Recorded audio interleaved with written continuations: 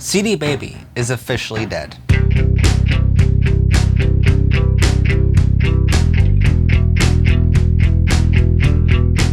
Welcome everyone to VLAMP, video lighting, audio, music, and photography how-to show. I'm of course your host, Matt Haslam. On today's show, we're talking about CDBaby yet again. On this program, we have spoken about them before. You might remember in 2015 in season 2, we talked about CDBaby being the ones who said, quote, "Artists shouldn't learn anything from Taylor Swift." And earlier this year in season 7, we spoke about them making big changes. But today, we finally get to talk about their demise. Now, just so no one says we're being unfair here, our parent company and broadcaster Matt Haslam Productions used CDBaby for many services for many years now. CDBaby was how I distributed my music to my fans around the world and sold records. CDBaby was also how we got disc duplication for our video and audio customers, so they can get copies of their DVDs and CDs. But now that our contracts have officially run dry with them, I'm able to speak a little more freely and we can provide some insider knowledge as to what's about to happen to them now. So, for those who don't know what CDBaby was, it was a music platform set up for smaller artists to distribute their music worldwide on streaming platforms like Spotify and selling platforms like iTunes. They used to offer free album distribution for artists who wanted to put out music but test the waters before spending money buying a distribution package. These distribution packages allowed artists to have their music available on all music streaming and purchasing platforms for just about $50 for an album and $12 for a single. And those prices didn't include the $20 per UPC code, which each album or track was required to have attached to them.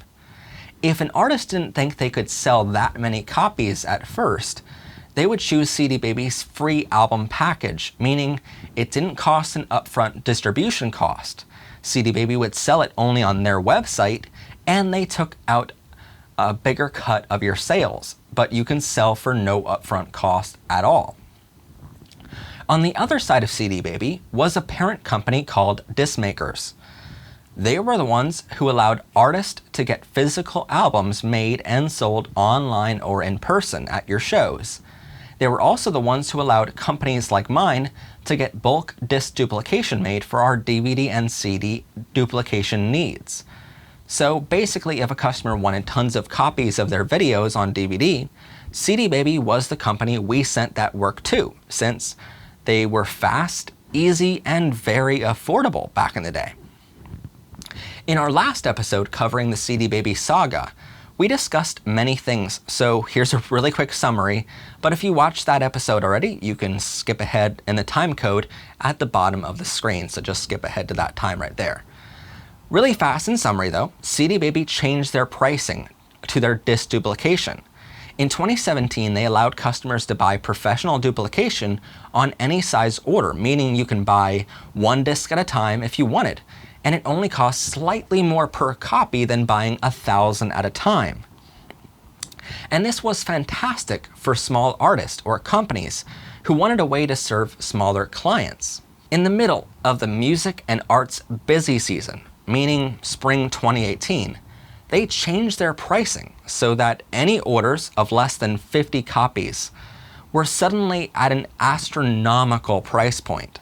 And again, this was mid-busy season, so companies like ours had to change our prices to our customers mid-season, when many price sheets were already distributed, and it hurt many businesses who gave their duplication to CDBaby. Now, with insider knowledge, and thanks to an anonymous source we have at CDBaby, we now know that this was also the time when CDBaby was bought out by another company and taken under new leadership. And I want to be very clear on this. This is when CDBaby started to go against their core values and mission statement of being a platform set up to help smaller artists like us. Later, sometime in fall 2018, the new leadership decided not to offer anyone the ability to order less than 50 copies of disc at a time. Right before our busy season again, we had to change price sheets before sending them to clients. And this time, clients everywhere at many companies like mine were scared of CDBaby spiking their prices yet again. So many customers who didn't really need 50 copies of a disc were now forced to pay for 50 copies anyway. But CDBaby gave a good discount for 50 copies or more. In many cases, it worked out where the customer paid less and got more.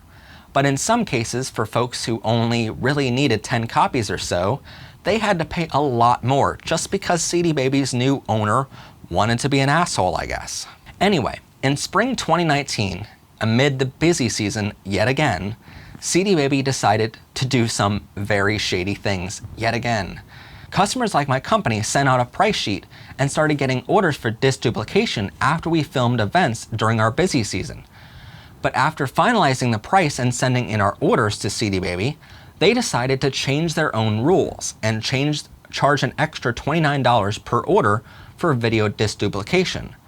For any customer ordering a video disc duplication, you are prompted to send in your graphics through an Adobe Illustrator or similar file type like PDF, which most computers could send in.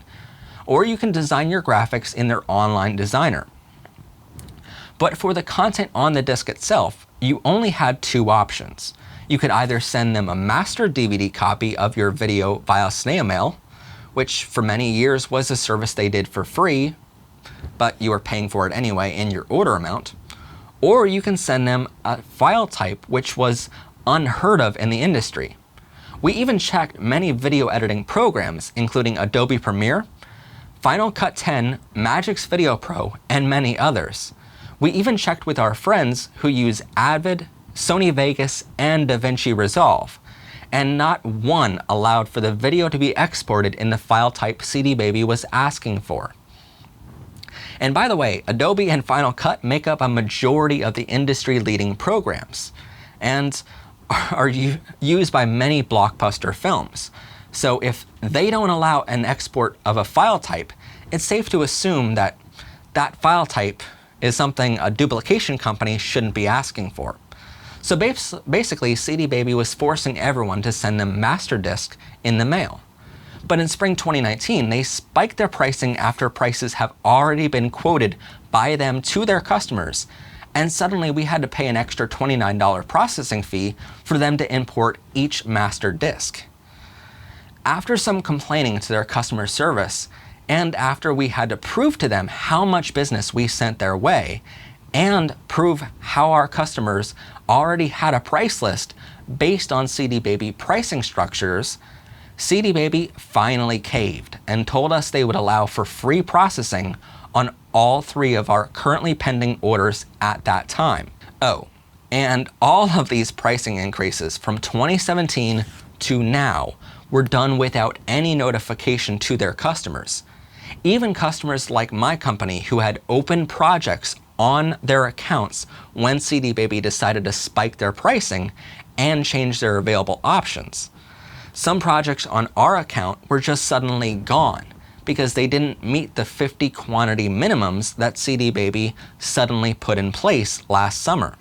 So it's one thing to change your pricing, but another to not notify your customers who have open orders on your website of the change and instead just change the amount after orders are already finalized. Skip back to their music distribution platform and there was an even bigger problem there. The new owners chose to get rid of free album distribution packages, leaving hundreds of thousands of artists without a distribution platform for many of their tracks and albums. Some artists like me had some of our music on paid packages with them, but CDBaby still made plenty of money off of free album distribution because they took a higher percentage of the end sale before we saw our profit. They announced to their artists that all free albums will go away in July 2019, and if we wanted to sell those tracks still, we would need to upgrade and pay $50 per album and $12 through $15 per single, plus the $20 extra fee for UPC codes, which would have cost companies like mine over $600 in upfront fees, with no guarantee in making it back. Now skip ahead to July 2019. CDBaby decided to make some even bigger changes this month, which will, in their own estimates, inevitably lead to their closing in less than 6 months. The CDBaby we know and have loved for a long time has long been dead. But it's not just in our opinions this was leading up to them closing their doors. It's in their own statements nowadays, which is kind of surprising. So now that they got rid of all free music album and single distribution, what's left is paid album distribution, which, even according to their own estimates, accounts for a small percentage of their overall music distribution. And it doesn't take a business degree to figure out that if you get rid of a majority of your customers all at one time, you're not going to keep your doors open for very long. But we knew this back when the announcement was made back in May 2019. And it was in fact a prediction we made on our previous episode on this topic. What we didn't know was what was happening behind the scenes. As it turns out, the new owner and management for CDBaby only purchased the music distribution side of the company. Another company entirely bought up the disc duplication side of the company, or as many knew it as disc makers. This new company, who owns disc makers, announced to their customer service team only, and keep in mind, no notification of this has been made to their actual customers, with projects still pending in their accounts on the disc maker website yet. So I guess they will yet again surprise their customers when sudden changes happen, but disc makers and their duplication side of CDBaby will no longer be duplicating any disc as of January 1st, 2020. According to their customer service team, any orders placed before that time will still be fulfilled. But after that point, CDBaby and disc makers' duplication factories will be turned into, and I quote their customer service team on this one, book manufacturing plants. The parent company, now owning the duplication side to the old CDBaby, doesn't think there is enough business in disc duplication anymore. They are quoted to us stating that many fans are now relying on music streaming services and discs are a thing of the past, which I get their point, that discs aren't as popular nowadays, but there are still billions in business that they could be doing, and many things like vinyl are making a comeback. In their words, they see more of a market in book distribution, so they're installing printing presses and book binders into their old disc factories in New Jersey, and it begs a few questions. Firstly, for the company so concerned about technology like streaming services taking away disc sales, they surely didn't do their research on book distribution, being focused entirely right now on technology such as Kindle and Audible. So physical books are just as much of a thing of a past as disc duplication, but they somehow didn't see that in their research, even though it didn't take an Einstein to figure it out. Secondly, if you wanted to start a book distributor, would it not be cheaper to buy a book distributor and use the same factory rather than having to sell old disc duplication machines and install brand new, well, everything? And even still, our third question would be, how the heck are they going to compete with Amazon? For those who don't know, Amazon is the world's leader in book sales, and they offer a service called CreateSpace, where authors like myself can publish our books for free. Yeah, for free. When a customer buys a copy on Kindle, Amazon takes a small percentage of the sale, and the author makes about 85 to 95% of the sale. When a customer orders a physical book on Amazon, Amazon takes their cut, and for physical book sales, Amazon bases their cut on how many pages they need to print for the book to be made. In most cases, Amazon takes about 5 to 10% of the sale to print and ship the book, and we make the rest. So CDBaby would be competing against the world's leader in book sales, a company who has been known to purposefully lose billions of dollars just to gain market share percentage points, and a company who has been doing just fine operating on book sales for pennies on the dollar, helping smaller authors like myself. So it's not the brightest move on CDBaby's part in the slightest. Years ago, when they started changing prices, is when a majority of their customers and some of their own staff now admit that they thought it was the beginning to the end of the company they all knew and loved.